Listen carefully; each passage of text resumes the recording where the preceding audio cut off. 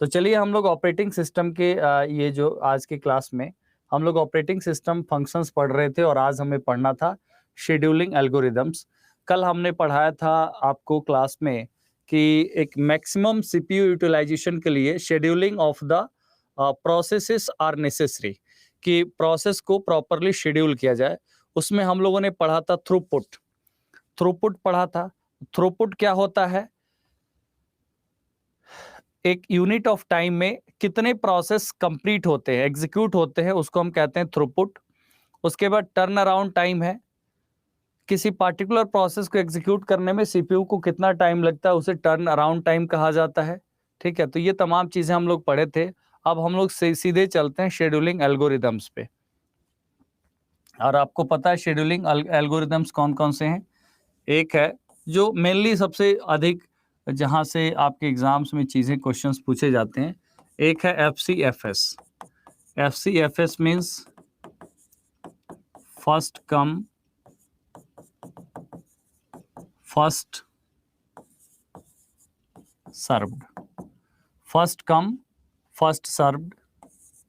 Second है shortest job first scheduling, SJF।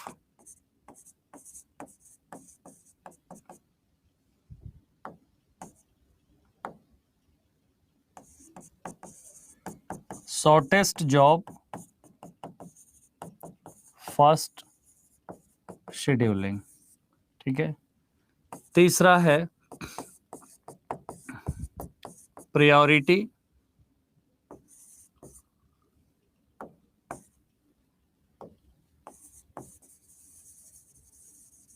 Scheduling. ठीक है।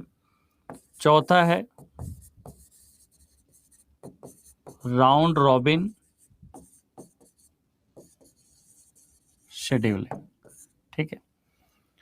इसके अलावा अगर हम बात करें तो एक होता है शॉर्टेस्ट रिमेनिंग टाइम फर्स्ट। ठीक है, जिसमें रिमेनिंग टाइम देखा जाता है कि किस प्रोसेस को अब इनमें से दिए गए प्रोसेसेस में से कम समय लगेगा एग्जीक्यूट होने में। बट मेनली अगर हम प्रीवियस क्वेश्चंस को सारे देखें तो अगर आप इन चार के बारे में अगर ठीक ढंग से जानते हैं तो आपका सारा क्वेश्चन हो जाएगा। फर्स्ट कम फर्स्ट सर्व कहने का मतलब यह है कि जो प्रोसेस पहले आएगा वो पहले एग्जीक्यूट होगा। ठीक है। और उसके बाद शॉर्टेस्ट जॉब फर्स्ट, मतलब अगर एग्जीक्यूशन टाइम किसी प्रोसेस का कम होगा तो एग्जीक्यूशन टाइम को बर्स्ट टाइम कहा जाता है, और बर्स्ट टाइम के आधार पर ये डिसाइड किया जाता है कि किस प्रोसेस को कब एग्जीक्यूट करना है। तो इसमें दो चीजों का बड़ा अच्छे से ध्यान देना है। उसके बाद हम लोग इस टॉपिक पे चलेंगे। एक तो इसमें आपको ये जानना जरूरी है कि जो शेड्यूलिंग होता है दो टाइप्स के अंदर क्लासिफाई किया जाता है। इनमें से कुछ ऐसे हो सकते हैं जो प्रिमिटिव शेड्यूलिंग है और कुछ ऐसे हो सकते हैं जो नॉन प्रिमिटिव शेड्यूलिंग है। तो हमें पहले उसको जानना है और उसके बाद एक एक करके इन सब के बारे में जानना है। थोड़ा सा पेशेंस रखिएगा आप लोग। जैसे जो जनरल क्लासिफिकेशन है शेड्यूलिंग का, जनरल क्लासिफिकेशन, ठीक है, तो इसमें एक क्या है,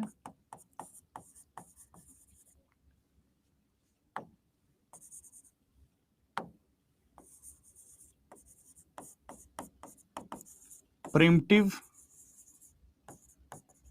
शेड्यूलिंग, और दूसरा क्या है, नॉन प्रिमिटिव शेड्यूलिंग। देखिए इसमें प्रिमिटिव और नॉन प्रिमिटिव का मतलब बेसिकली क्या होता है। अगर जब हम बात करते हैं प्रिमिटिव का, ठीक है, तो इसमें अगर कोई प्रोसेस एग्जीक्यूट हो रहा है, अभी वर्तमान में अगर प्रोसेसर किसी प्रोसेस को एग्जीक्यूट कर रहा है और ऐसे में अगर कोई हाई प्रायोरिटी का प्रोसेस आ जाए तो फिर सीपीयू क्या करता है, उस प्रोसेस को छोड़ देता है। ठीक है, और उस प्रोसेस को इन्वोक कर लेता है जिसकी हाई प्रायोरिटी है। तो इस संदर्भ में हम ये कहेंगे कि फोर्सिबली टेकिंग अवे, मतलब दूर हटा देना, तो वो हो गया प्रिमिटिव शेड्यूलिंग। नॉन प्रिमिटिव का मतलब होता है जो एक प्रोसेस जब एक एग्जीक्यूट होकर के कंप्लीट होगा तभी अनदर प्रोसेस क्या होगा, का एग्जीक्यूशन शुरू होगा।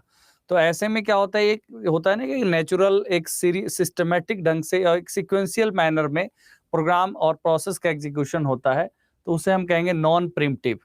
तो प्रिम्प्टिव का मतलब फोर्सिबली टेकन अवे, नॉन प्रिम्प्टिव का मतलब can not, resources can not be forcibly taken away.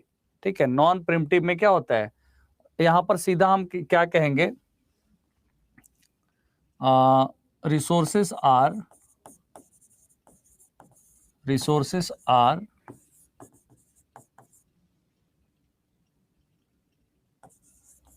forcibly taken away। Preemptive scheduling में क्या होता है, resources are forcibly taken away. Non preemptive, resources cannot be, can't be forcibly taken away. ये हमने इसको एक लाइन में थोड़ा डिफाइन किया कि एक लाइन में आप क्या याद रखेंगे। फोर्सिबली टेकन अवे मतलब प्रिमिटिव हो गया जब ऑपरेटिंग सिस्टम किसी एक प्रोसेस को फेवर करता है। ठीक है, फेवर तब करेगा ना जब करंट में कोई प्रोसेस P1 है, कोई प्रोसेस P1 है और कोई प्रोसेस P2 अराइव हो जाता है, तो ऐसे में क्या करेगा, CPU इसको छोड़ करके इसको एग्जीक्यूट करना शुरू कर देगा। तो इसको हम क्या कहेंगे, प्रिमिटिव शेड्यूलिंग।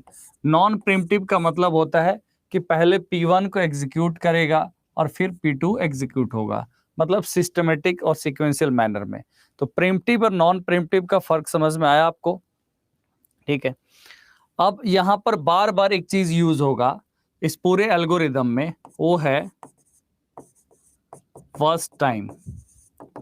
वर्स्ट टाइम का मतलब क्या होता है, सीधे शब्दों में एग्जीक्यूशन टाइम। इसे क्या कहा जाता है, एग्जीक्यूशन टाइम। एग्जीक्यूशन टाइम क्या होता है, एग्जीक्यूशन टाइम होता है time taken by a processor to complete a particular process, या किसी भी पर्टिकुलर प्रोसेस को एग्जीक्यूट होने में जो अमाउंट ऑफ टाइम सीपीयू लेता है उसको हम क्या कहेंगे, एग्जीक्यूशन टाइम। ठीक है, तो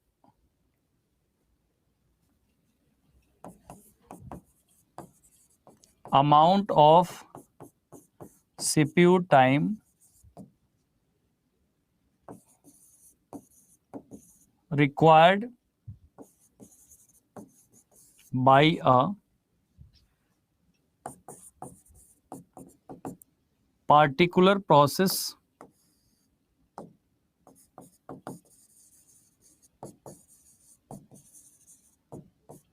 to execute। एक किसी पार्टिकुलर प्रोसेस को एग्जीक्यूट होने में सीपीयू का जितना टाइम लगेगा उसको हम क्या कहेंगे, वर्स्ट टाइम कहेंगे। ठीक है, तो वर्स्ट टाइम मतलब एग्जीक्यूशन टाइम को ही कहा जाता है। दोनों क्या है, सेम। इस दोनों का यहाँ पर बार बार यूज आएगा। ठीक है, तो अब हम लोग चलते हैं एल्गोरिदम्स पे, उसके बाद आएंगे स्लाइड्स को यूज करेंगे। यहाँ पर फर्स्ट कम फर्स्ट सर्व हमने बता दिया, shortest job, priority and round robin scheduling. यहाँ पर इस चीज को थोड़ा हमने एक्सप्लेन कर दिया है, थोड़ा एलोबरेट कर दिया है कि आप जब पढ़िए तो थोड़ा समझ में आए, समझ में तो आएगा आपको। These algorithms are either non preemptive और preemptive. Non-preemptive are designed so that once a process enters the running state, it cannot be preempted until it's complete। अभी हमने क्या बताया, नॉन प्रिमिटिव का मतलब होगा कि जैसे अगर P1 इंटर करता है तो इसको P1 को वहां से हटाया नहीं जा सकता है। नॉट प्रिमिटेड मतलब can not be forcibly taken away. अगर ये एग्जीक्यूट हो जाएगा उसके बाद ही यहां पर P2 आएगा। क्लियर हो गया आपको? तो नॉन प्रिमिटिव एल्गोरिदम्स को डिजाइन किया जाता है कि once a process enters the running state, तो जब रनिंग स्टेट में आ गया इसका मतलब क्या, सीपीयू ने इस प्रोसेस को इन्वोक कर लिया। जब सीपीयू ने प्रोसेस को इन्वोक कर लिया तो सीपीयू पूरा अटेंशन उसी प्रोसेस पे देगा और वो प्रोसेस जब कंप्लीट हो जाएगा देन ओनली अनदर प्रोसेस जो होगा उसका एग्जीक्यूशन बिगिन होगा। लेकिन प्रिमिटिव में क्या होता है, प्रिमिटिव में जैसे ही कोई प्रोसेस एग्जीक्यूट हो रहा है, जैसे P1 और P2 अराइव हो गया, तो फिर क्या कर रहा है सीपीयू P1 को क्या करेगा, P1 को छोड़ करके P2 को एग्जीक्यूट कर रहा है। तो यहां पर कब होता है ऐसा सिचुएशन, तब होता है जब प्रोसेस की प्रायोरिटीज होती है, ऑपरेटिंग सिस्टम डिसाइड करता है, प्राथमिकता डिसाइड करता है कि हाई प्रायोरिटी है प्रोसेस की या लो प्रायोरिटी है। तो ऐसे में यहां पर समझना है कि primitive scheduling is based on priorities, where scheduling में preempt a low priority running process any time when a high priority process enters into the ready state. आप समझ गए यहां पे, अगर P1 जो है ये लो प्रायोरिटी जॉब है, मतलब प्रोसेस है, तो इसको छोड़ करके अगर P2 हाई प्रायोरिटी है और ये रेडी क्यू में जैसे आएगा, प्रोसेसर क्या करेगा, प्रोसेसर P2 को एग्जीक्यूट करेगा। इसलिए इसे क्या कहा गया है, प्रीम्प्टिव शेड्यूलिंग कहा गया है। तो एल्गोरिदम्स को दो ही बेसिस पे डिजाइन किया जाता है। इसमें सबसे पहले जो आप देखेंगे first come first serve. First come first serve का मतलब हुआ कि जो पहले आया प्रोसेस वो पहले एग्जीक्यूट होगा। अगर P1, P2, P3, P4 ये सारे प्रोसेस हैं तो पहले P1 एग्जीक्यूट होगा, फिर P2, P3, P4। आप चाहे इसका टाइम जितना भी हो, वर्स्ट टाइम चाहे कितना भी हो, ये मैटर नहीं करता है। आप समझ गए। अगर सपोज हो सकता है कि ये 10 सेकंड ले, हो सकता है ये 20 सेकंड ले, हालांकि ये सेकंड की बात नहीं होती है, ये तो एकदम माइक्रो सेकंड में काम करता है, ठीक है, मिली सेकंड में काम करता है। बट यहाँ पर हम बात कर रहे हैं कि एग्जाम्पल के तौर पे, ठीक है, हो सकता है ये 8 सेकंड में कंप्लीट हो जाए। मतलब प्रोसेस को जितना टाइम चाहिए उतना टाइम दिया जाता है, उतना टाइम सीपीयू देता है और 1 बाय 1 प्रोसेस एग्जीक्यूट होता है। इसलिए यहाँ पर क्या कहा गया है, फर्स्ट कम फर्स्ट सर्व। थोड़ा सा ध्यान रखिएगा प्रॉपरली, ठीक है, इन टॉपिक्स पे।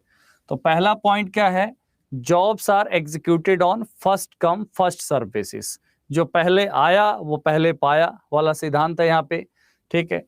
Easy to understand and implement, ये क्या है, बहुत आसान है और इम्प्लीमेंट करना भी बहुत आसान है। मतलब किसके लिए आसान है, हमें आपको यहाँ कुछ नहीं करना है, जो काम भी कर रहा है वो कौन कर रहा है, ऑपरेटिंग सिस्टम कर रहा है।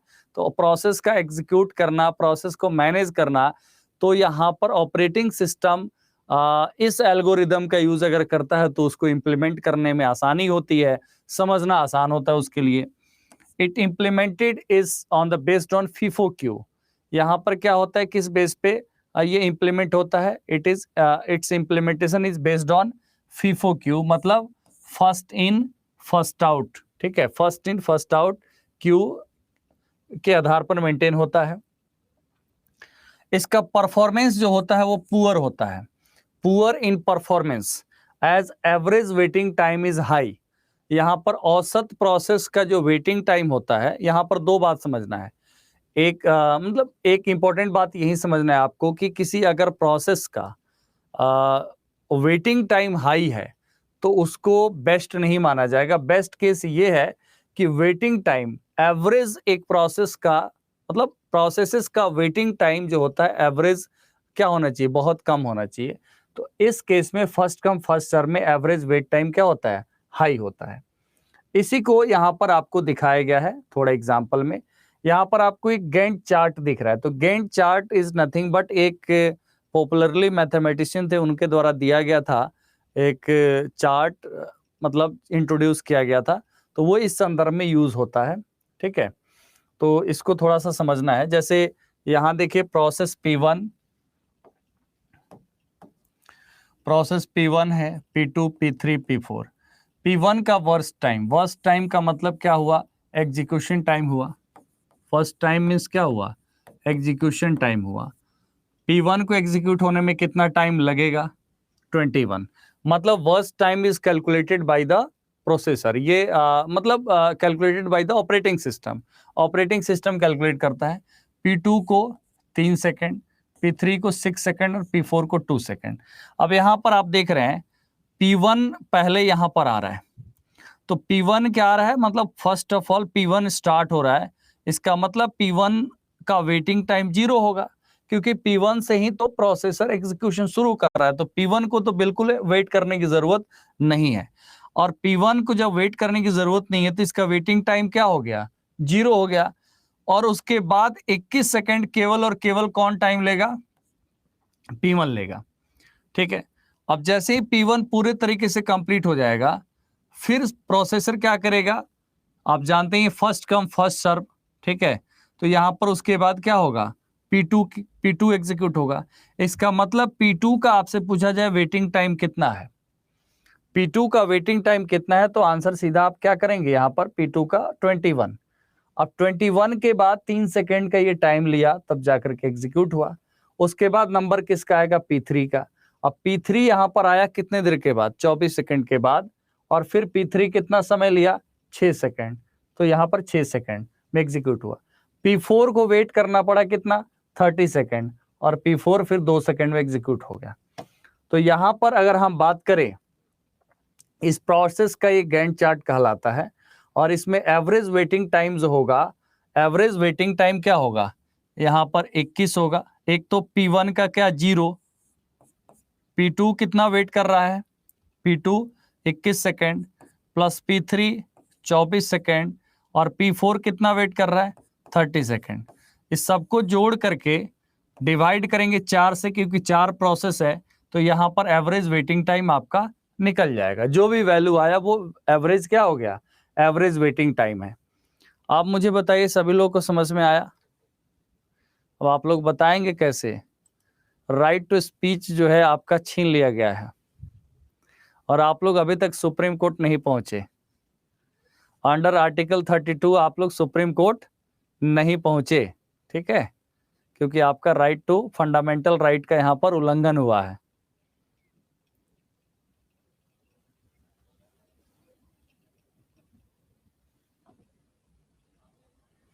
एक हमारे स्टूडेंट का सवाल है कि व्हाई नॉट टू कंसीडर 32 पे तो P4 एग्जीक्यूट हो जा रहा है, P4 का वेट तो 30 सेकेंड ही करना है ना, 30 सेकेंड ही वेट कर रहा है, 30 सेकेंड के बाद तो उसका एग्जीक्यूशन हो रहा है।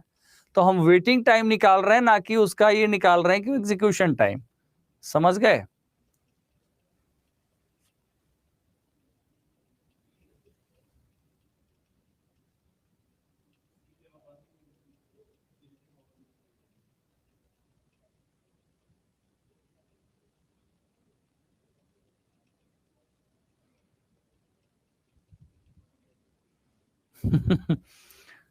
अर्पणा का मैसेज है, सर जीएस आप पढ़ाइए। अब क्या क्या पढ़ाएंगे हम, कंप्यूटर आपका पढ़ाएंगे, इतना बड़ा सिलेबस है।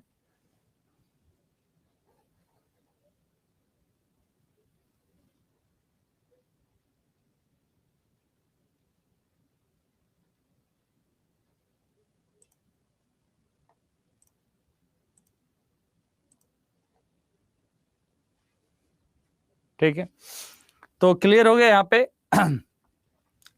अब इसके बाद हम लोग चलेंगे अगले प्रोसेस पे। तो यहां पर आपने देखा, ये अगर आपसे कहा जाए कि FCFS किस प्रकार का शेड्यूलिंग एल्गोरिदम है, मतलब प्रीम्प्टिव है, नॉन प्रीम्प्टिव है, बताइए। प्रीम्प्टिव है, थोड़ा मैं आप लोगों से पूछ रहा हूं, प्रीम्प्टिव है या नॉन प्रीम्प्टिव है, बताइए।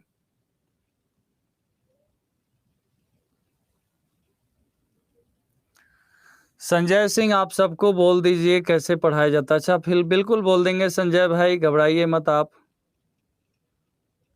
अब यहाँ प्रिमिटिव कौन कर रहा है, यहाँ पर प्रोसेस P1 पहले एग्जीक्यूट हो रहा है, तभी तो P2 आ रहा है, तभी तो P3 आ रहा है। ऐसा होता है कि जैसे P1 अभी एग्जीक्यूट नहीं हुआ, कंप्लीट नहीं हुआ, तब तक P2 आ जाता, तब हम बोलते हैं प्रिमिटिव। ये होगा नॉन प्रिमिटिव। क्या होगा, नॉन प्रिमिटिव। ठीक से मतलब समझिए, can not be forcibly taken away या can not be forcibly stopped, मतलब जिसे फोर्सिबली नहीं रोका जा सकता वो नॉन प्रिमिटिव है, जिसे फोर्सिबली रोका जा सकता वो प्रिमिटिव है।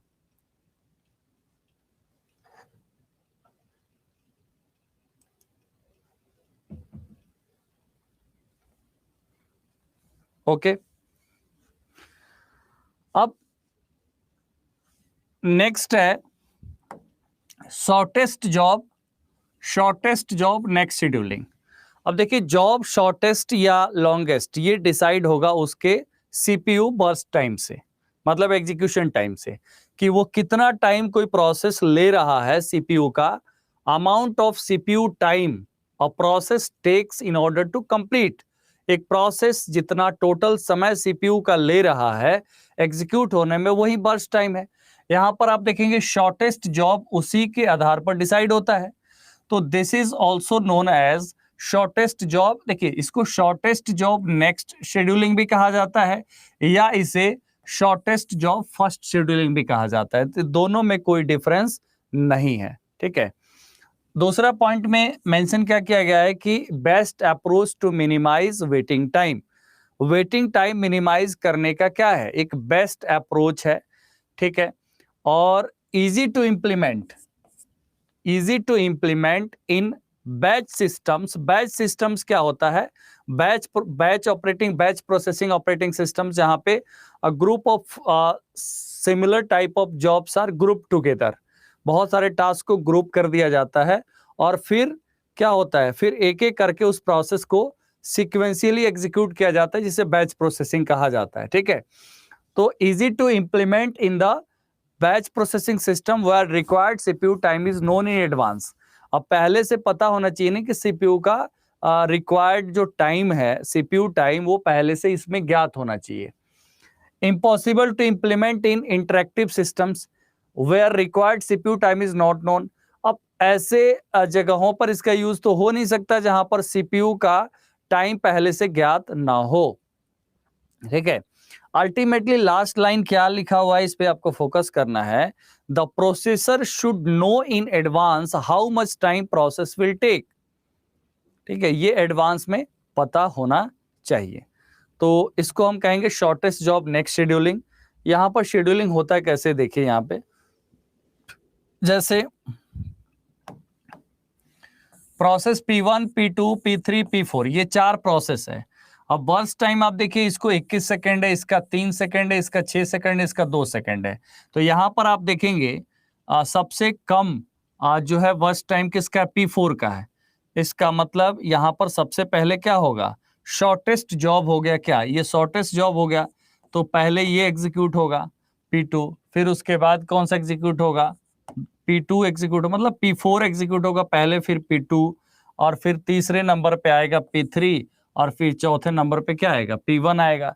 तो इसका अगर आप चार्ट देखेंगे, गैंट चार्ट अगर आप देखेंगे, तो P4 एग्जीक्यूट हो रहा है पहले, ठीक है। तो P4 का यहाँ पर वेटिंग तो बिल्कुल 0 है, ठीक है। P4 वेट नहीं कर रहा है क्योंकि P4 शॉर्टेस्ट जॉब है, और शॉर्टेस्ट जॉब होने के नाते ही इसका सिलेक्शन किया गया है, प्रोसेसर पहले इसी को एग्जीक्यूट कर रहा है, तो इसको 2 सेकंड लगा, एग्जीक्यूट हो गया।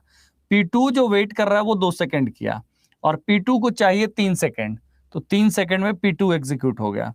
उसके बाद P3 का वेटिंग टाइम कितना कहेंगे, 5 सेकंड, और P3 एग्जीक्यूट होगा कितने में, 6 सेकंड में, 11 सेकंड। उसके बाद 11 सेकंड वेट करने के बाद P1 प्रोसेस 1 का यहाँ पर नंबर आ रहा है, और प्रोसेस P1 क्या होगा, 21 सेकंड लेके अपना टोटल एग्जीक्यूशन कंप्लीट कर रहा है। तो ऐसे में यहाँ पर वेटिंग टाइम आप कैसे निकालेंगे, P4 का यहाँ पर क्या हो गया 0, प्लस P2 का 2, प्लस P3 का 5, और P4 कितना वेट कर रहा है 11, तो 11 5 16 2 18, 18 डिवाइड बाई 4 मतलब 4.5, तो 4.5 मिली सेकेंड जो होगा इसका आंसर हो जाएगा, मतलब वेटिंग टाइम। तो यहां पर आपने देखा एवरेज वेटिंग टाइम किसमें, इसमें एवरेज वेटिंग टाइम जो आपका आया था वो लगभग 18.75 आया था। कितना आया था, 30 20 50 20 70 5 75, मतलब 18.75 आया था, ठीक है। तो 18.75 इसमें वेटिंग टाइम है, किसमें, FCFS में, फर्स्ट कम फर्स्ट सर्व में। शॉर्टेस्ट जॉब फर्स्ट शेड्यूलिंग या शॉर्टेस्ट जॉब नेक्स्ट शेड्यूलिंग एक ही चीज है। इसमें एवरेज वेटिंग टाइम क्या है, मात्र 4.5 मिली सेकेंड है। इसका मतलब है यहाँ पर एवरेज वेटिंग टाइम कम है। अब हम बात करेंगे प्रायोरिटी शेड्यूलिंग की। किसकी बात करेंगे, प्रायोरिटी शेड्यूलिंग की। तो प्रायोरिटी का मतलब ही होता है प्राथमिकता। प्राथमिकता मतलब एक प्रकार से आप ये कहेंगे कि प्रायोरिटी शेड्यूलिंग क्या है, एक नॉन प्रिमिटिव शेड्यूलिंग है।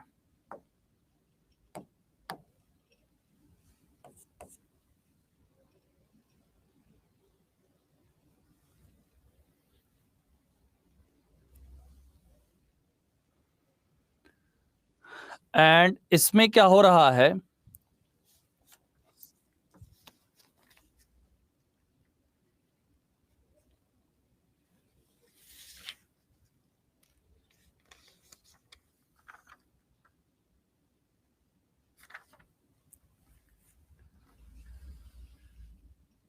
मोस्ट कॉमन शेड्यूलिंग एल्गोरिदम्स इन बैच सिस्टम, बैच सिस्टम में इसका यूज होता है।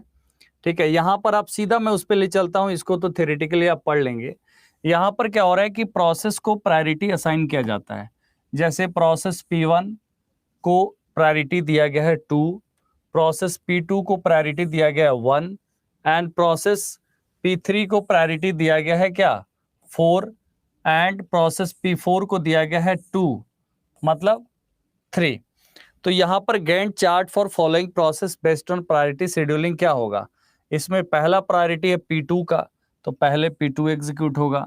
उसके बाद P1 का सेकंड प्रायोरिटी है, तो P1 वेट कर रहा है 3 सेकंड या मिली सेकंड, जिसमें भी वैल्यू असाइन किया गया है मिली सेकंड।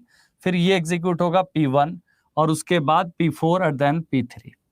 तो इसमें जो है एवरेज वेटिंग टाइम इस तरीके से निकलेगा। P2 का वेटिंग टाइम है 0, P1 का 3, P4 का 24 एंड P3 का 26। इसलिए यहाँ पर 0, 3, 24, 26 डिवाइड बाई 4 किया गया है, 13.25 किया गया है। ठीक है, 1 सेकंड वेट करिएगा आप लोग।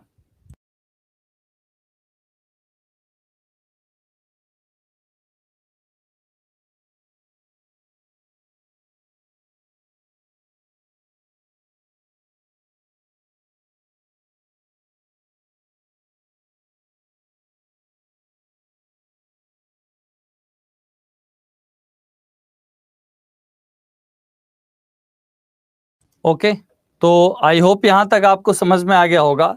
इन किसी भी सिचुएशन में क्या हो रहा है कि यहाँ पर ऑपरेटिंग सिस्टम जैसे प्रायोरिटी शेड्यूलिंग में बस इतना ही किया कि उसने प्रायोरिटी दे दिया।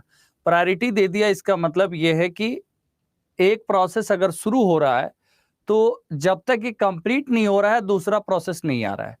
तो ऐसे किसी भी शेड्यूलिंग एल्गोरिदम्स में किसी में भी जब एक प्रोसेस पूरा कंप्लीट होने के बाद ही दूसरा प्रोसेस आता है, ठीक है, तो इसे नॉन प्रिम्प्टिव के कैटेगरी में रखेंगे। नॉन प्रिम्प्टिव मतलब यहां पर प्रोसेसर जो है पूरा अटेंशन पहले एक प्रोसेस को एग्जीक्यूट करके कंप्लीट कर रहा है, उसके बाद ही दूसरा प्रोसेस आ रहा है, उसके बाद ही तीसरा, उसके बाद ही चौथा, व्हाटएवर, मतलब जिस ऑर्डर में डिपेंडिंग अपॉन द, जैसे प्रायोरिटी शेड्यूलिंग में प्रायोरिटी के अकॉर्डिंग आ रहा है तो जिसको प्रायोरिटी दिया वो 1 नंबर पे आया, दूसरा नंबर, तीसरा एंड चौथा एंड सो ऑन। ठीक है, तो यहां पर आप इसी चीज को लिखा गया है कि प्रायोरिटी शेड्यूलिंग एक नॉन प्रिम्प्टिव शेड्यूलिंग है और मोस्ट कॉमन शेड्यूलिंग क्या है, बैच सिस्टम्स में है। उसके बाद each process is assigned a priority, आपने देखा 1 2 3 4 प्रायोरिटी जो है असाइन किया गया है सभी प्रोसेस में, and process with highest priority to be executed first and so on. जिसका हाईएस्ट प्रायोरिटी है वो कैसे डिसाइड होगा, जैसे 1 है तो हाईएस्ट है, ठीक है, 2 है तो उसके बाद है। Process with same priority are executed on first come first serve basis. अब यहाँ पर एक सवाल ये उत्पन्न हो रहा है कि अगर मान लीजिए कि अगर दो प्रोसेस का सेम प्रायोरिटी है तो वहां पर वही ऑर्डर लागू होगा, फर्स्ट कम फर्स्ट सर्व, मतलब जो पहले आएगा वो पहले एग्जीक्यूट होगा, तो वहां पर FCFS ही लागू होगा। ठीक है, अगर दो प्रायोरिटी दो प्रोसेस का सेम प्रायोरिटी है तो। एंड उसके बाद क्या है, priority can be decided based on the memory requirement, time requirement and any other resources requirement. यहां पर जो होता है ऑपरेटिंग सिस्टम प्रायोरिटी कैसे डिसाइड करता है, प्रायोरिटी डिसाइड करता है कि किस प्रोसेस को कितना रिसोर्सेस चाहिए, मतलब amount of the CPU time के हिसाब हो या मेमोरी रिक्वायरमेंट्स हो, मतलब time requirement, memory requirement and resources की requirement, other resources, input output devices के रिक्वायरमेंट को देखते हुए प्रायोरिटीज को ऑपरेटिंग सिस्टम डिसाइड करता है। तो ये हो गया प्रायोरिटी शेड्यूलिंग, और आपको ये समझ में आ गया कि प्रायोरिटी शेड्यूलिंग में किस तरीके से प्रोसेस जो है एग्जीक्यूट हो रहा है। उसके बाद यहां पर हम बात करेंगे राउंड रॉबिन शेड्यूलिंग में। राउंड रॉबिन शेड्यूलिंग में क्या होता है कि एक टाइम क्वांटम, मतलब एक फिक्स्ड टाइम को कहा जाता है टाइम क्वांटम। मान लीजिए कि 5 सेकंड का टाइम क्वांटम CPU ने दे दिया और 5 प्रोसेस है, तो सभी प्रोसेस को पहले 5 सेकंड का टाइम क्वांटम दिया जाएगा, मतलब एक एक प्रोसेस को 5-5 सेकंड दे दिया गया। उसके बाद सेकंड राउंड में आकर के फिर 5-5 सेकंड दिया जाएगा। ये प्रक्रिया तब तक चलते रहेगा जब तक पूरा प्रोसेस जो है कंप्लीट ना हो जाए। ठीक है, तो यहाँ पर राउंड रॉबिन शेड्यूलिंग जो है, round robin algorithm is designed specially for the time sharing system. किसके लिए डिजाइन किया गया है? टाइम शेयरिंग सिस्टम्स के लिए डिजाइन किया गया है, ठीक है। It is similar to the FCFS scheduling but preemption is added to switch between process. Preemption का मतलब क्या होता है कि जैसे 5 सेकंड का समय दिया, एग्जीक्यूट हुआ या नहीं हुआ ये कोई फर्क नहीं पड़ता है सीपीयू को, वो सीपीयू दूसरे प्रोसेस पे चला जाएगा। मतलब प्रोसेसर एक P1 को अगर 5 सेकंड दे दिया गया, 5 सेकंड हो सकता है इसको 10 सेकंड चाहिए, 10 मिली सेकंड चाहिए, और 5 सेकंड दिया, फिर किस पे चला जाएगा? P2 पे चला जाएगा। P2 को हो सकता है कि 5 सेकंड ही चाहिए, तो हो सकता है P2 इसी राउंड में क्या होगा, इसी में एग्जीक्यूट हो जाएगा। तो यहां पर इसी चीज को समझना है कि एफसीएफएस के जैसा ही होता है, बट एफसीएफएस में क्या था कि जितना अमाउंट ऑफ टाइम रिक्वायर्ड है उतना दिया जाता था, प्रोसेस कंप्लीशन के बाद ही दूसरे प्रोसेस में जाता था, और इसीलिए हम उसे नॉन प्रीम्प्टिव कहते थे। बट इसे प्रीम्प्टिव इसलिए कहते हैं कि फोर्सिबली क्या होगा, प्रोसेसर इससे स्विच होकर के दूसरे पे चला जाएगा, 5 सेकंड के बाद वो तीसरे पे चला जाएगा। तो इसी तरीके से स्विचिंग बिटवीन द प्रोसेस होता है। यहाँ पर क्या होता है, प्रोसेसेस के बीच में स्विचिंग होता है, जिसे कॉन्टेक्स्ट स्विच के नाम से जाना जाता है। तो प्रोसेसर क्या करता है, स्विच बिटवीन द प्रोसेसेस। तो इस लाइन को भी फोकस करिए इस पे कि एफसीएफएस की जैसा होता है, बट यहाँ पर प्रिम्पसन एडेड होता है और स्विच बिटवीन द प्रोसेसेस, क्योंकि प्रोसेस P1 है, P2 है, P3 and P4 so on. यहाँ पर क्या होता है, small time slice is defined, मतलब एक टाइम स्लाइस दिया जाता है, एक स्मॉल क्वांटम ऑफ टाइम दिया जाता है। और देखिए इसको थोड़ा समझाने के लिए हम पॉइंट वाइज यहाँ पर लगाए, अदरवाइज कुछ लोग कहते हैं कि सर केवल इसका इंग्लिश हिंदी बताते हैं। मेरा इंटेंशन ये नहीं होता, हम तो ब्लैंक पे ही पूरा करा दे, बट कुछ चीजें आपके पास भी होना चाहिए ना रिवाइज करने के लिए। तो CPU scheduler goes around the ready Q. कल हमने आपको बताया भी था कि अगर कोई प्रोसेस एग्जीक्यूशन के लिए लोड हो रहा है मेन मेमोरी में, ठीक है, तो सिलेक्शन ऑफ जॉब्स वहां पर एक शॉर्ट टर्म शेड्यूलर करता है, सीपीयू शेड्यूलर करता है कि रेडी क्यू से which job is selected for the execution. लेकिन पहले वो कहां पे लोड करना जरूरी है, रेडी क्यू में लोड करना जरूरी है। तो यहां पर स्मॉल टाइम क्वांटम और टाइम स्लाइस डिफाइन किया गया है। CPU scheduler goes around the ready queue. तो सीपीयू शेड्यूलर को क्या कहा जाता है, कल ही हमने बताया आपको कि सीपीयू शेड्यूलर को शॉर्ट टर्म शेड्यूलर है। ये तीन प्रकार का शेड्यूलर होता है, ठीक है। एक लॉन्ग टर्म और एक शॉर्ट टर्म, एक मिड टर्म। मिड टर्म जो स्वैपिंग के लिए काम करता है। तो CPU scheduler goes around the ready Q.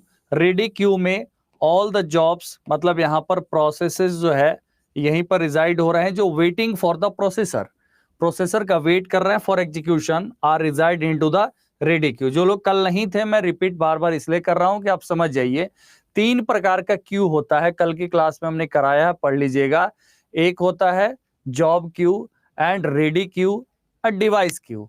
Device queue मतलब waiting for the devices to be free. तो डिवाइस क्यू उस डिवाइस क्यू फॉर्म होता है। सीपीयू जो प्रोसेसर के लिए जो प्रोसेस रेडी क्यू में होगा, वहां से प्रोसेसर क्या करता है, इन्वोक करता है प्रोसेस को, ठीक है। तो ready queue allocating CPU to each processes for a time interval और अप टू 1 टाइम क्वांटम। तो इसी चीज को अगले डायग्राम में आपको मैं बताता हूं। यहां पर आप देख रहे हैं कि प्रोसेस P1 है, P2, P3 एंड P4, ये सारे प्रोसेसेस यहां पर हैं, ठीक है। और इसका वर्स्ट टाइम 21 है, 3 है, 6 एंड 2 है, व्हाट एवर ये वैल्यू कुछ भी है, समझिए, ठीक है। अब यहां पर एक चीज तो है कि यहां पर टाइम स्लाइस जो है, टाइम स्लाइस है, इसमें 5 मिली सेकेंड का दिया गया, ठीक है। टाइम स्लाइस 5 मिली सेकेंड। मैं 5 इसलिए कह रहा हूं क्योंकि इस गैंट चार्ट से ही आपको पता चल रहा है कि पहला प्रोसेस P1 है, ये 5 सेकेंड एग्जीक्यूट हुआ, ठीक है। अब P2 3 सेकेंड इसलिए हुआ क्योंकि ये जॉब ही छोटा है, मतलब प्रोसेस ही छोटा है, 3 सेकेंड ही इसका वर्स्ट टाइम है, तो ये 3 ही सेकेंड समय लेगा ना एग्जीक्यूट होने में। तो P1 को चाहिए 21 सेकेंड, P1 को 21 में मिला कितना, 5, ठीक है। मतलब इसको कितना चाहिए, मतलब 16 सेकेंड और चाहिए, ठीक है, 16 सेकंड और चाहिए एग्जीक्यूट होने में। तो एक स्लाइस में तो 5 ही मिलेगा, तो 5, फिर दूसरे स्लाइस में 5, फिर तीसरे स्लाइस में 5, तो 15 में चौथे बार में जाकर के क्या होगा, वो प्रोसेस कंप्लीट होगा। तो P1 यहां पर 5 सेकंड, फिर P2 5 सेकंड के बाद आया, तो P2 को कितना समय लगा, 8 सेकंड लगा। P3 को यहां पर P3 को चाहिए 6 लेकिन मिला 5, मतलब P3 को एक और नेक्स्ट जो है नेक्स्ट राउंड में इसको मिलेगा। इसी तरीके से जो होता है टाइम स्लाइस दिया जाता है, उस टाइम स्लाइस में यहां पर एग्जीक्यूट नहीं हुआ तो प्रोसेसर क्या कहां पे चला गया, P2 पे चला गया। इसलिए इसी चीज को कहा जाता है कि switching between the processes, switching between the processes. ऐसे में दो चीज अराइज होता है। अब जिस स्टेट में ये P1 था उस स्टेट के का जो है डेटा मेंटेन करना, ठीक है, और उसके बाद स्टेट का इंफॉर्मेशन मेंटेन करना, और फिर प्रोसेस एक प्रोसेस से दूसरे प्रोसेस में जाना।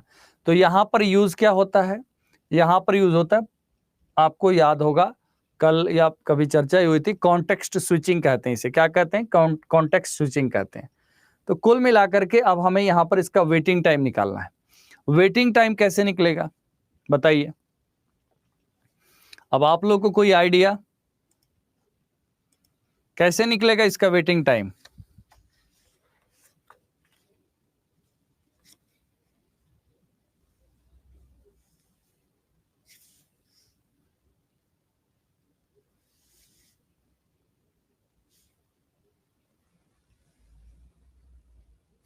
संतोष कह रहे हैं सर समझ में नहीं आया।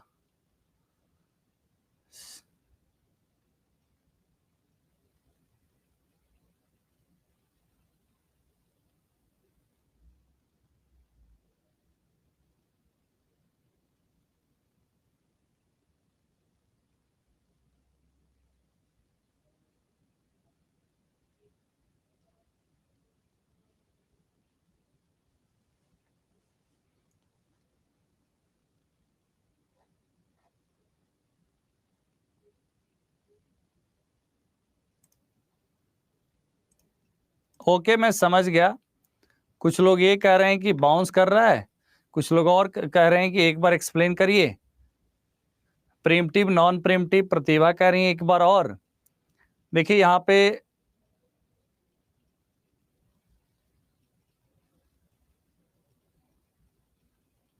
हाँ, मेरे ख्याल से आप में से ऐसा तो नहीं कि कल कुछ लोग क्लास में मिस कर गए।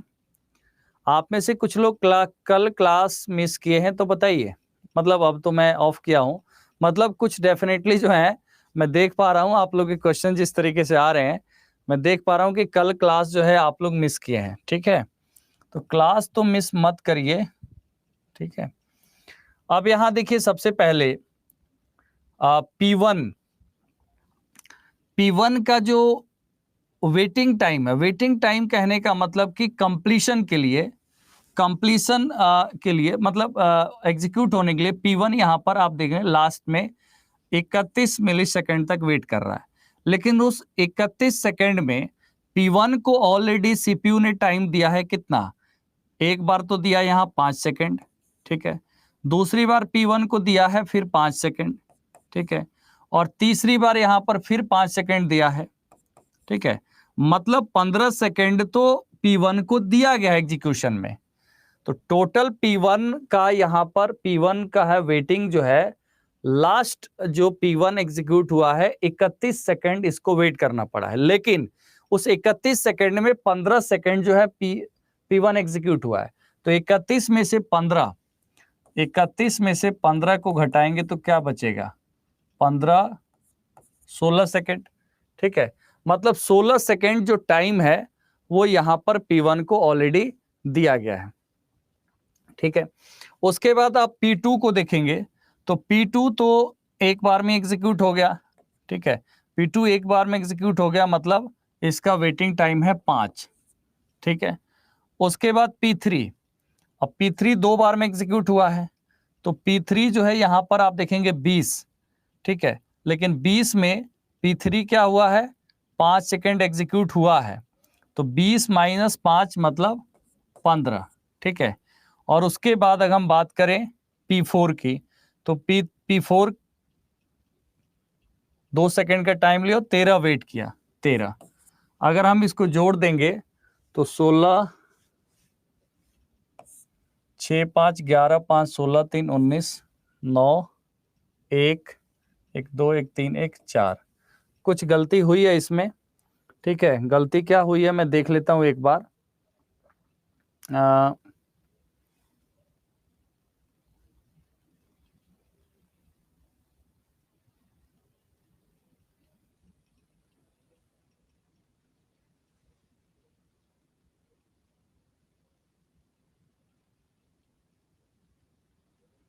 आप लोग भी देखिए कहाँ पे गलती हुई है इसमें।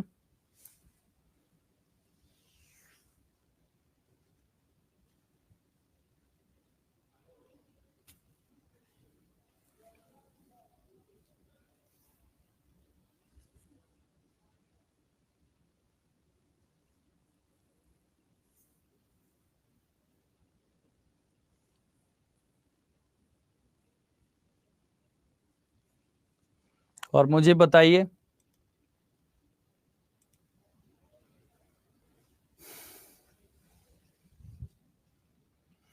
P1 वेट कर रहा है यहां पर 0, ठीक है, और ओके,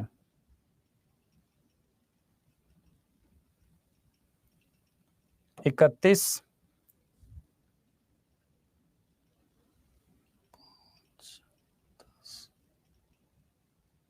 15, हाँ एक सेकंड है, 5, 10, 15 और 20। यहां पर ये जो होगा -20 होगा, 31 - 20 मतलब 11, ठीक है। ये 11 हो जाएगा और ये हो जाएगा 44। समझ गए? मैंने एक यहां पर 5 सेकंड छोड़ दिया था, यहां पर 5 सेकंड छोड़ दिया था, आया समझ में? 5, 10, 15 और 20। P1 जो है 20 सेकंड एग्जीक्यूट हुआ है और टोटल वेटिंग टाइम 31 है, तो 31 - 20 मतलब 11। आप समझ गए? तो यहां पर जो है ये गलत हुआ था। तो 11, 5, 16, 10, 26, 5, 31, 3, 34, 10, 44। तो 44 डिवाइड बाई 4 मतलब 11 मिली सेकेंड। समझ गए आप लोग कैसे निकलेगा इसका वेटिंग टाइम? ओके, बताइए। नहीं आया समझ? दिलीप कुमार जी कैसे काम चलेगा?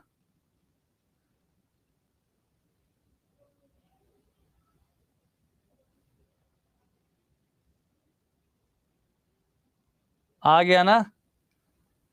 चलिए, काफी लोग को आ गया, बट कुछ लोगों को डाउट है, तो मैं थोड़ा सा समझा देता हूं। मैं इसको समझा देता हूं, चिंता मत करिए। ये मैं मिटा दिया, ठीक है, ये मैं सारा कहानी यहां से मिटा दिया। बस 2 सेकंड रुक जाइए। आप लोग का टाइम मैं समझ रहा हूं और मेरा टाइम खुद भी इस सीपीयू के टाइम के जैसा ही चल रहा है, जैसे जैसे एग्जाम आ रहा है, ठीक है। अब यहां पर देखिए 4 प्रोसेस है। इतना बात आप उस समय से पढ़ रहे हैं कि ये 4 प्रोसेस है, और वर्स्ट टाइम मतलब एग्जीक्यूशन टाइम, मतलब सीपीयू को इतना टाइम देना पड़ेगा इसे एग्जीक्यूट करने में। 21 सेकंड, 3 सेकंड, 6 सेकंड, 2 सेकंड। हमने ये कहा कि यहां पर एक टाइम क्वांटम दिया गया है। प्रोसेसर क्या है, एक टाइम क्वांटम दे रहा है कि वो 5 सेकंड, ठीक है, 5 सेकंड जो है एक प्रोसेस पर ध्यान देगा। इसलिए इसे कहा गया राउंड रॉबिन, मतलब time slice is given. Rahul कह रहे हैं विद एग्जाम्पल। राहुल ये एग्जाम्पल ही तो है भैया, एग्जाम्पल ही है, कैसे करोगे भाई? यहां देखिए 4 प्रोसेस है, तो 5 सेकंड का एक टाइम दिया गया, ठीक है। जैसे अगर आप 4 काम कर रहे हो और आपको कहा जाए कि एक काम को करने में हो सकता है आधा घंटा समय लगे, लेकिन आपको हर काम को एक बार में 10 मिनट देना है। तो एक काम को आप 10 मिनट करोगे, उस काम को वहीं छोड़ दोगे, फिर दूसरे काम को 10 मिनट करोगे, वहीं छोड़ दोगे, फिर तीसरे काम को 10 मिनट दोगे, फिर दूसरे बार में क्या करोगे, दूसरे राउंड में आओगे। दूसरे राउंड में फिर एक काम को जिसको आधा घंटा लगता था 10 मिनट दोगे, तो 10 मिनट पहली बार दिए, 10 मिनट बाद दूसरी बार दिए, इसका मतलब क्या है, उसके बाद 10 मिनट और लगेगा ना उस काम को कंप्लीट करने में, तो तीसरे राउंड में आओगे तो फिर 10 मिनट दोगे, मतलब तीसरे राउंड में वो कंप्लीट होगा। यही यही चीज लिखा हुआ है। एक P1 को एग्जीक्यूट होने में 21 सेकंड का टाइम चाहिए। अब P1 पहले राउंड में कंप्लीट नहीं हुआ, यहां पर दूसरे राउंड में कंप्लीट नहीं हुआ, मतलब ये पहला राउंड, P1 यहां पर क्या हुआ, दूसरा राउंड, फिर P1 को तीसरा राउंड, P1 को फिर चौथा राउंड, और फिर पांचवें राउंड में जाकर के P1 क्या हो रहा है, कंप्लीट हो रहा है। आप समझ गए, क्योंकि इसको लग रहा है 21 सेकंड और एक टाइम स्लाइस है 5, तो यहां पर क्या होगा, इसमें 4 बार में भी पूरा पूरा खत्म नहीं हो रहा, रिमेनिंग काम बच रहा है, इसलिए यहां पर 5 टर्म चाहिए इसको कंप्लीट करने में। ये जो होता है इसमें आप देखेंगे, अब P1 का लास्ट जो प्रोसेस हो रहा है 31 सेकंड जो है, यहां पर 31 सेकंड में लास्ट प्रोसेस, मतलब 31 सेकंड वेट करने के बाद इसका पूरा कंप्लीशन हो रहा है। इसका मतलब है 21 सेकंड जो है इसका यहां पर वेटिंग टाइम है लास्ट प्रोसेस का, बट P1 यहां पर 5 सेकंड एग्जीक्यूट हुआ, 5 सेकंड यहां, तो 10 second, 5 second 15 second, 5 second 20 second, तो 31 में से 20 जो है, 20 तो ऑलरेडी किस चीज में लगा, एग्जीक्यूशन में, सीपीयू ने तो टाइम दिया हुआ है, तो इसको माइनस कर देंगे तो 11 सेकंड। इसका मतलब P1 जो है वेट कितना किया है, 11 सेकंड वेट किया है। ठीक है, कितना वेट किया है, 11 सेकंड वेट किया है।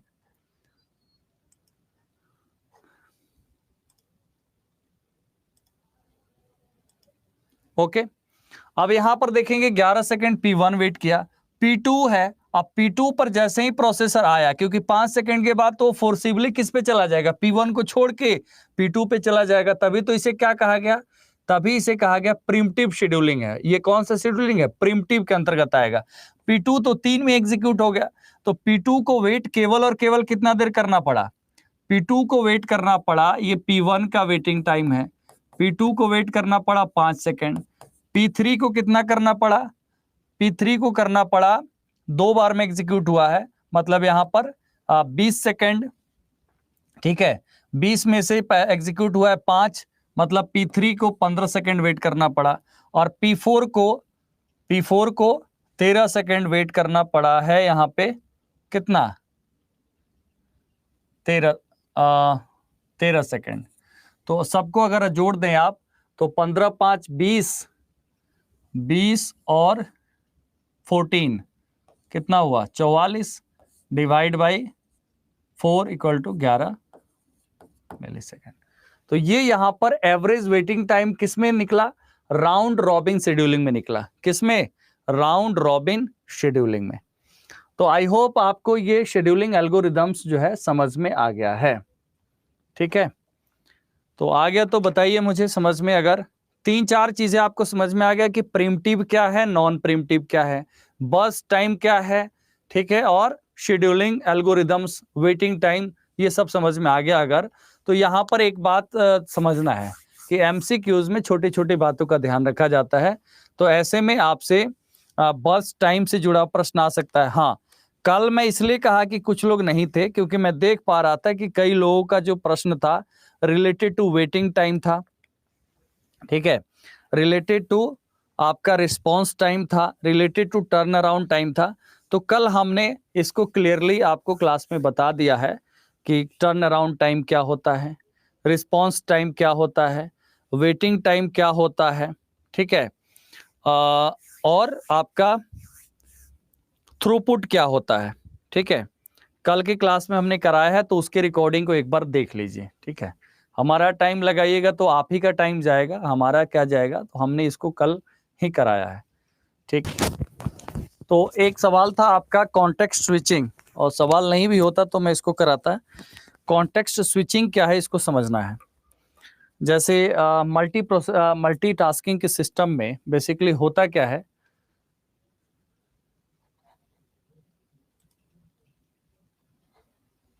आ गए सभी लोग, बताइए मुझे एक बार, यही होंगे, गए कहाँ होंगे, आप लोगों को जाना कहाँ है। बट चाय कॉफी पी के फ्री हो गए? Okay, present. हाँ ठीक है, तो टॉपिक लिखना है अगला, वो होगा कॉन्टेक्स्ट स्विचिंग।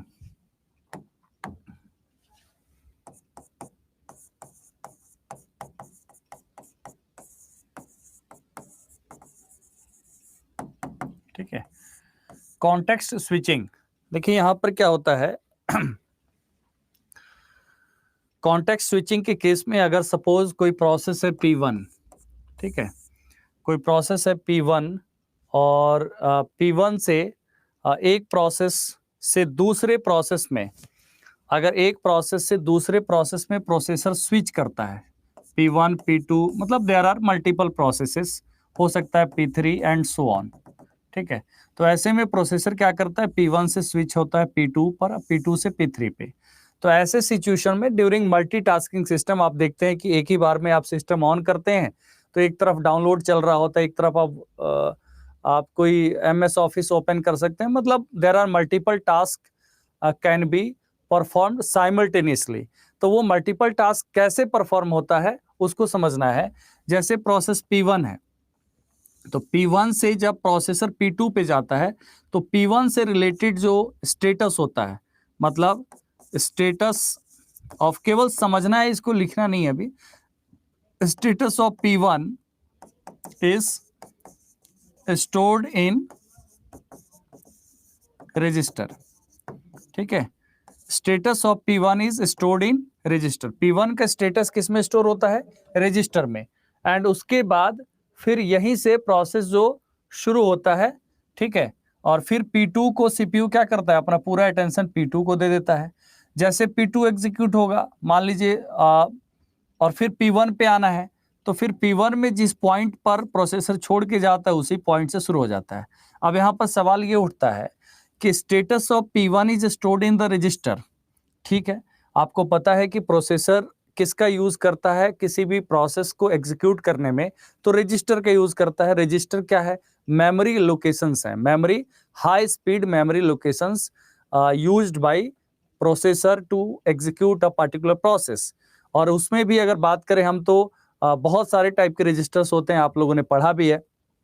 फिलहाल उसकी जरूरत इतनी ही है कि रजिस्टर में स्टेटस को स्टोर किया जाता है। दूसरा पॉइंट अगर आपसे पूछ लिया जाए कि जब प्रोसेस P1 से स्विच होकर के प्रोसेसर P2 पे जाता है तो P1 से रिलेटेड जो है आपका, यहां से क्वेश्चन आता है,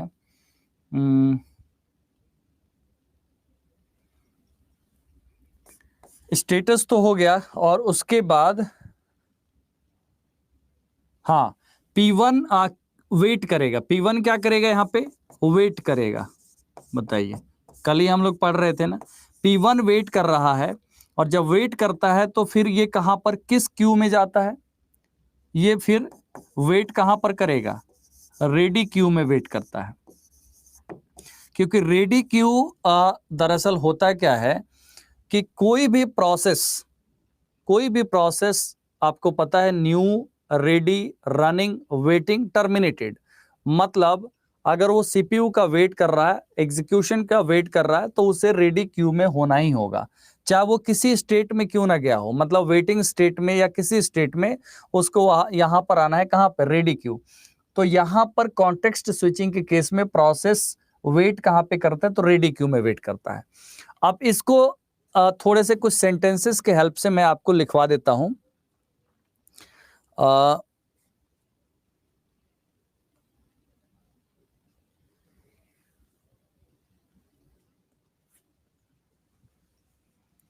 कॉन्टेक्स्ट स्विचिंग क्या है, it is a technique, it is a technique और method of operating system. Context switching क्या है, एक टेक्निक है और method operating system when switching between the process occurs, when switching between the process occurs, operating system stores information about process in the registers. Okay, when switching between the process occurs, operating system stores information about the process in the registers. Specially यहां पर किस चीज की बात हो रही है? Process state, information about the process state, कि वो किस स्टेट से, वहां पर किस पॉइंट से प्रोसेस जो है, प्रोसेसर है, प्रोसेस को छोड़ करके गया है। ठीक है, और उसके बाद यहां पर in this condition process waits in ready queue. किस क्यू में वेट करता है? Ready queue. रेडी क्यू आपको पता है कि queue is formed, ready queue मतलब क्या? All the process which are waiting for the CPU to execute are kept into the ready queue. 3 queue होता है, जॉब क्यू, ठीक है, selection of jobs to be loaded into the main memory या ready queue, तो उसको हम क्या कहेंगे? Selection of jobs to be loaded into main memory. इस सिलेक्शन ऑफ जॉब्स को क्या कहा जाएगा? जॉब क्यू कहा जाएगा। तो जॉब क्यू फॉर्म होगा कि कौन कौन सा जॉब है जो मेन मेमोरी में लोड होगा, वो जॉब क्यू। उसके बाद आपको पता है कि ready queue means selection of the jobs या all the jobs which are waiting for the CPU processor for the execution, तो वो रेडी क्यू हो गया। And process which are waiting for the input output devices या input output events या certain commands which are stored in the device queue. तो ये 3 प्रकार का क्यू होता है जिसके हेल्प से प्रोसेस एग्जीक्यूट होता है। ठीक है, तो यहां पर ये चीज आपको समझ में आ गई होगी। आई थिंक इसमें कुछ नहीं है। हाँ, एक चीज और याद रखना है आपको,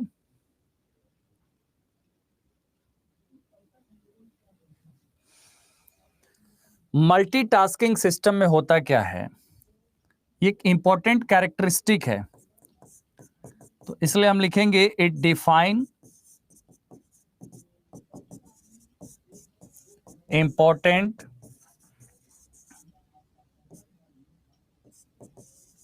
characteristics of it defines the important characteristics of multitasking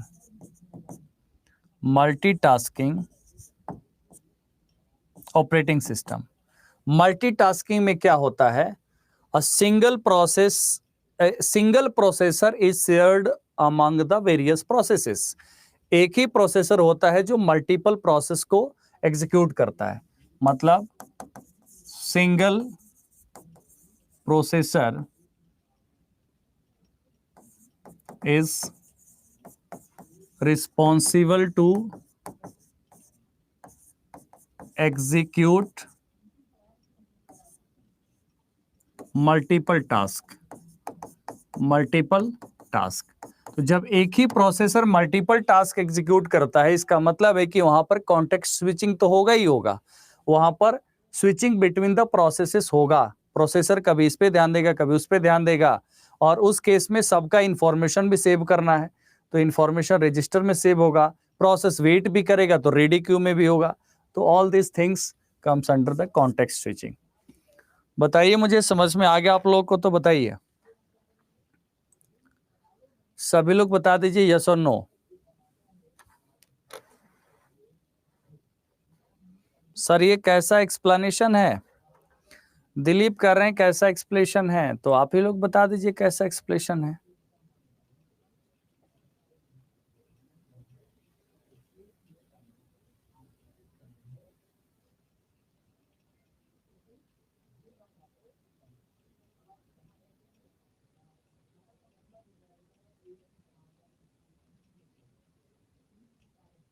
Ranjan कह रहे हैं वेटिंग क्यू कहाँ गया? रंजन, वेटिंग क्यू नहीं होता भाई मतलब सारा ब्लेम जो है, नहीं एक और दिलीप है, दिलीप की कमी नहीं है, बहुत दिलीप है। तो चलिए कोई बात नहीं, हमने इसको बहुत आसान किया, ठीक है, हमने इसको आसान लैंग्वेज में आपको बताया कि जब मल्टी प्रोसेसिंग के कॉन्टेक्स्ट में क्या होता है। देखिए मल्टी प्रोसेसिंग सिस्टम में when there are multiple processes there are multiple processors. जैसे 5 काम हो और 5 आदमी करने वाला हो, ठीक है, तो आप एक काम एक आदमी को दे दोगे, दूसरा काम दूसरे आदमी को, वहां पर कोई बहुत ज्यादा परेशानी की जरूरत नहीं है, ठीक है, क्योंकि 5 प्रोसेसर है और 5 प्रोसेस है। तो when there are multiple process handled with the help of multiple processors, तो उसको हम क्या कहेंगे, मल्टी प्रोसेसिंग सिस्टम, ठीक है। अब यहां पर मल्टीटास्किंग में क्या होता है कि सिंगल प्रोसेसर, एक ही प्रोसेसर मल्टीपल टास्क को एग्जीक्यूट कर रहा है, मतलब मल्टीपल प्रोसेस को एग्जीक्यूट कर रहा है एक ही प्रोसेसर। तो ऐसे में क्या होगा, अगर प्रोसेसर केवल एक ही प्रोसेस पे फोकस करे तो बाकी बाकी प्रोसेस होगा, बाकी प्रोग्राम को एग्जीक्यूट होगा। प्रोग्राम कहने का मतलब क्या, आप जो सिस्टम में काम कर रहे हैं, अगर आपने सपोज अपने सिस्टम में एक साइड में डाउनलोड लगा रखा है, एक साइड में आप लाइव क्लास कर रहे हैं, आपका डाउनलोड बंद हो जाए तो आप परेशान हो जाओगे। प्रोसेसर को किस पे फोकस करना है, इस पे भी टाइम देना है, उस पे भी देना है, मतलब मल्टीपल टास्क को परफॉर्म करना है सेम टाइम में।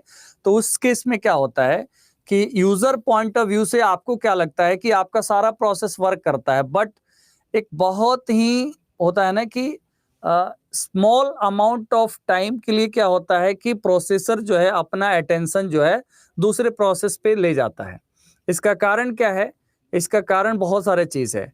Speed of the different devices are different, सभी डिवाइसेस का स्पीड डिफरेंट है। एक प्रोसेस जो है वो मल्टीपल डिवाइसेस को यूज कर रहा है, डिवाइसेस मतलब रिसोर्सेस को यूज कर रहा है। तो ऐसे में क्या हो रहा है कि एक प्रोसेस को एग्जीक्यूट कर रहा है, हो सकता है उस प्रोसेस को कुछ और इनपुट की नीड है या कुछ और चीजों की नीड है, तब तक वो क्या कर रहा है, दूसरे प्रोसेस को एग्जीक्यूट कर रहा है। तो ये डिफरेंट प्रोसेस के बीच में क्या होता है, स्विचिंग होता है। तो उसको हम क्या कहेंगे, उसी को कॉन्टेक्स्ट स्विचिंग कहेंगे, जब एक प्रोसेस से दूसरे प्रोसेस पे प्रोसेसर स्विच करता है। आप समझ गए, तो यहां पर उसको हम कहेंगे कॉन्टेक्स्ट स्विचिंग। जैसे आप सिंपल सी बात समझिए, आप मोबाइल में अभी एक एप्लीकेशन ओपन किए, साथ में आप कुछ और व्हाट्सएप भी ओपन कर लिए, इसका मतलब है कि एक प्रोसेस से दूसरे प्रोसेस पे आपका प्रोसेसर क्या होगा, स्विच करेगा, ठीक है। तो ये होता है कॉन्टेक्स्ट स्विचिंग। अब बिल्कुल ही ना समझ में आए तो इसको बस याद कर लीजिए कि कॉन्टेक्स्ट स्विचिंग होता है कि दो प्रोसेस में प्रोसेसर को स्विच करना, एक प्रोसेस से दूसरे प्रोसेस में, कॉन्टेक्स्ट स्विच है। जब स्विचिंग होगा तो ऐसा तो नहीं कि P1 से P2 चला गया तो P1 को यहां से डिलीट कर दिया जाएगा, ऐसा तो नहीं है। P1 कहां पर छोड़ करके गया, मतलब किस पॉइंट तक इसका काम फिनिश है, वहां से ही फिर P1 पर ध्यान देगा प्रोसेसर, और इसलिए सारा इंफॉर्मेशन जो होगा वो रजिस्टर में सेव करना पड़ेगा। P1 वेट भी करेगा, तो P1 कहां वेट करेगा, जो सीपीयू या प्रोसेसर डायरेक्टली इन्वोक करेगा। तो प्रोसेसर केवल और केवल रेडी क्यू को एक्सेस करता है, मतलब डायरेक्टली कहां देखता है कि कोई काम है करने के लिए, कोई प्रोसेस एग्जीक्यूट करने के लिए, तो वो कहां पर करता है, तो रेडी क्यू में करता है। तो आई होप समझ में आ गया होगा।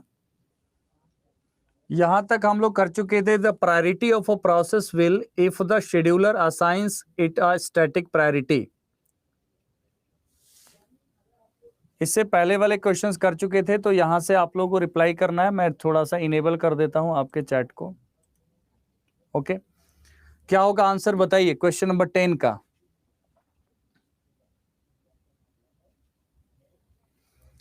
Priority of a process, priority of a process will if the scheduler assigns is a static priority remain unchanged, इसको कभी चेंज नहीं किया जा सकता। नेक्स्ट क्वेश्चन है, operating system where there are multiple operating systems the decision to load a particular one is done by process control block, file control block, boot loader and boot strap.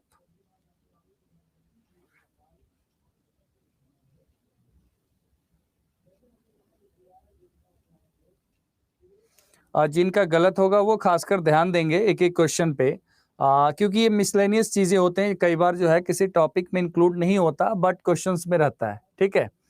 तो यहां पर आपको समझना है कि on, एक second, on operating system where there are multiple operating systems, मतलब एक से अधिक ऑपरेटिंग सिस्टम है अगर आपके सिस्टम में, तो कौन सा ऑपरेटिंग सिस्टम लोड होगा, इसके लिए काम करता है बूट लोडर। क्या काम करता है? बूट लोडर होता है। बूट स्ट्रैप तो प्रोग्राम होता है, जो फर्स्ट प्रोग्राम जो इनिशियलाइज होता है वो बूट स्ट्रैप होता है। क्या होता है? Boot strap. यहां देखिए, बूट लोडर को बूट मैनेजर भी कहा जाता है। बूट लोडर को क्या कहा जाता है? बूट मैनेजर कहा जाता है। और एक small program operating system places the operating system of computer into the memory. Operating system को मेमोरी में लोड करने का काम, ठीक है। ऑपरेटिंग सिस्टम को लोड करने का काम जो करता है वो कौन करता है? Boot manager. बूट मैनेजर मतलब बूट लोडर को ही बूट मैनेजर कहा जाता है, ठीक है। और उसके बाद जैसे ही कंप्यूटर को स्टार्ट किया जाता है या रीस्टार्ट किया जाता है, मतलब पावर ऑन कहा जाता है, तो आपको पता है इस ऑपरेशन को, जैसे सिस्टम को हम स्टार्ट करते हैं तो सबसे पहले क्या होता है? एक पोस्ट ऑपरेशन होता है। पोस्ट ऑपरेशन का मतलब क्या होता है कि क्या सभी डिवाइसेस के पास ईच एंड एवरी जो है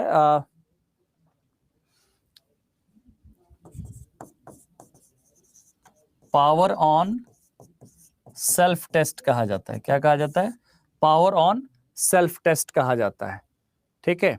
तो यहां पर आप समझिए कि when a computer is powered up या स्टार्टेड या रीस्टार्टेड, ठीक है, तो यहां पर basic input output system perform some initial test, ठीक है।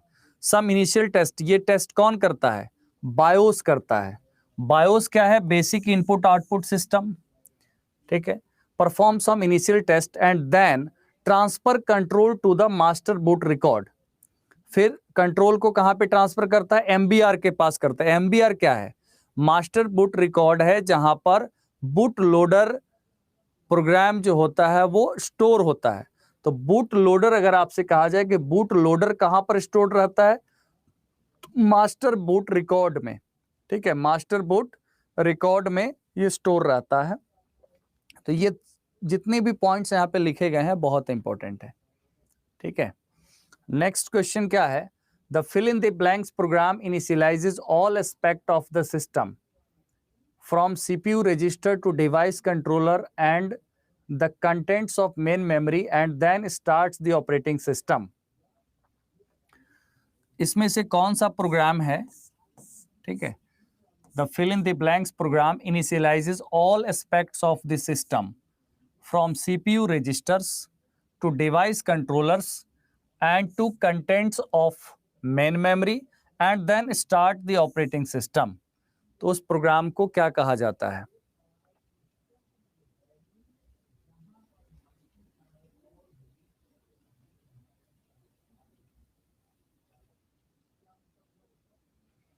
इस प्रोग्राम को कहा जाता है बूट स्ट्रैप प्रोग्राम। क्या कहा जाता है? बूट स्ट्रैप प्रोग्राम कहा जाता है, ठीक है। और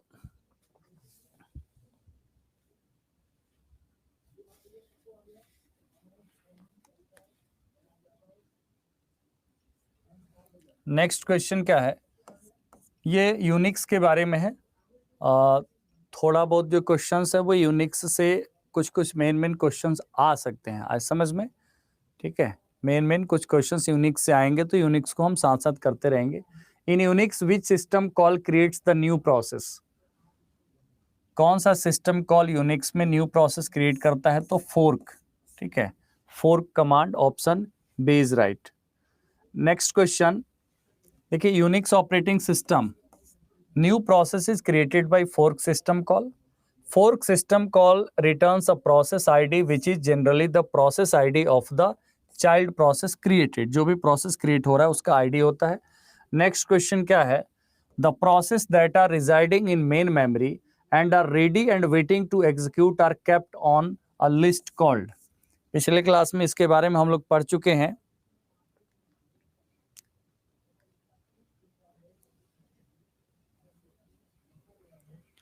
पिछला क्लास जिसने भी मिस किया होगा उसको जरूर देख लीजिएगा। The process that are residing in main memory and are ready and waiting to execute are kept on a list called job queue, ready queue, execution queue, process queue. Stored in ready queue, option B is right. और समझ में आ ही गया होगा, समझाने की need नहीं है। अभी भी कुछ लोग जॉब क्यू कह रहे हैं तो उसमें हमारी कोई गलती नहीं है, आप पहले क्लास को जाकर के देख लीजिए, ठीक है। The interval from time of submission of a process to the time of completion is termed as, बताइए क्या होगा?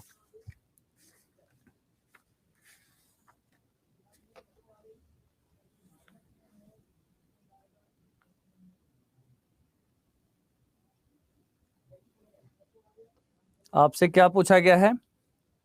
The interval from the time of submission of a process to the time of completion is termed as, मतलब the amount of time taken by the processor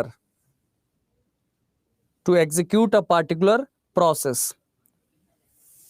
मतलब एक process को execute होने में जो टोटल टाइम लगता है, ठीक है, सबमिशन से लेके कंप्लीशन तक, इसे कहा जाता है टर्न अराउंड टाइम। क्या कहा जाता है? Turn around time. क्लियर है? थ्रूपुट किसे कहा जाएगा? थ्रूपुट टाइप होता है कि एक गिवन टाइम में, एक यूनिट ऑफ टाइम में कितने प्रोसेस कंप्लीट हुए, वो थ्रूपुट होगा। मतलब total number of process completed, throughput क्या होगा? Total number of process completed at per unit of time, per unit of time. Next क्या है? Which scheduling algorithm allocates the CPU first to the process that requests the CPU first? Which algorithm allocates, which response time बता दीजिए। देखो response time क्या होता है कि पहला रिस्पॉन्स, एक रिक्वेस्ट सबमिट किया जाता है और जो पहला रिस्पॉन्स प्रोड्यूस होता है तो उसके मतलब बीच के टाइम को ही रिस्पॉन्स टाइम कहा जाता है, ठीक है। Means when request was submitted and first response received, तो उसको कहा जाएगा response time. First come first serve scheduling FCFS scheduling है। और एफसीएफएस शेड्यूलिंग किस प्रकार का शेड्यूलिंग है? तो आप कहेंगे नॉन प्रिम्प्टिव है। मतलब ये नॉन प्रिम्प्टिव शेड्यूलिंग है। नॉन मतलब इसमें प्रोसेसर जो है एक प्रोसेस कंप्लीट करने के बाद ही दूसरे प्रोसेस पे जाएगा, इसलिए इसे हम नॉन प्रिम्प्टिव कहेंगे। क्या कहेंगे? नॉन प्रिम्प्टिव। नेक्स्ट क्वेश्चन क्या है? इन priority scheduling algorithm, in priority scheduling algorithm fill in the blanks. CPU is allocated to the process with highest priority. CPU is allocated to the process with lowest priority. Equal priority process cannot be scheduled. None.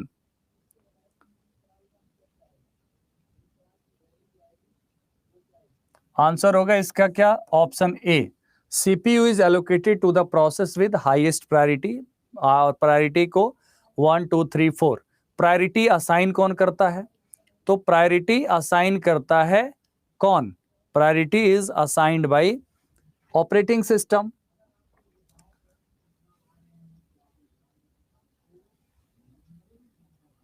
In priority scheduling algorithm, when a process arrives at the ready queue, its priority is compared with the priority of. In priority scheduling algorithm, when a process arrives at the ready queue, अगर process ready queue में load होता है, its priority is compared with the priority of, fill in the blanks.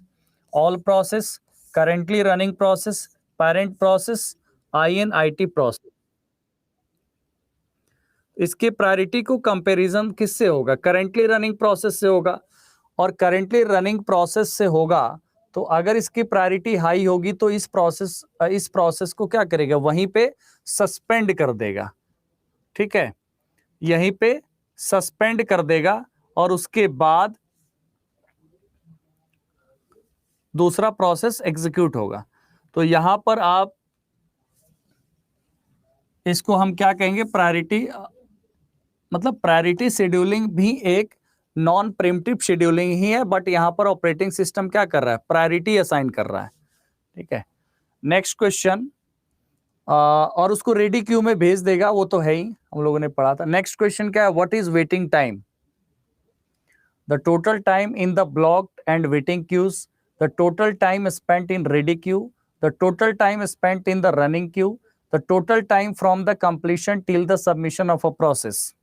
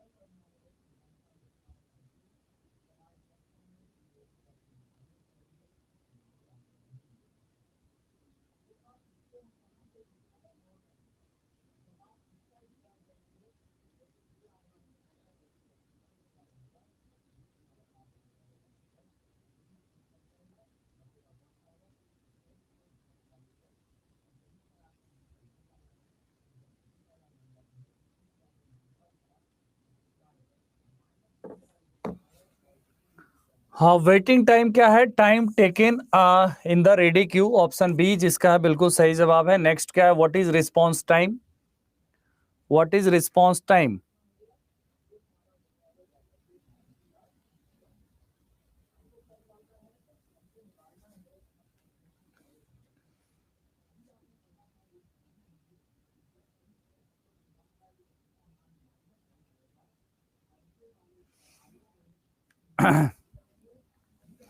Response time, the total time taken from submission till the completion, not, ये तो turn around time है। The total time taken from the submission time till the first response is produced. Option B is right. Option B is right. The total time taken from the submission time till the first response is produced. Okay, bye.